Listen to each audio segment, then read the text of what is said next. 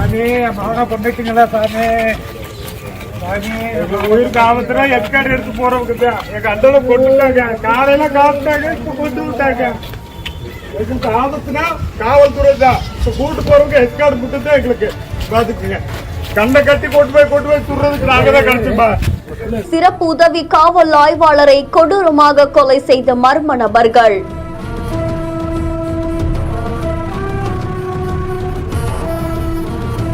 காவலர்களின் உயிரை காக்க என்கவுண்டரில் கொல்லப்பட்ட மணிகண்டன்.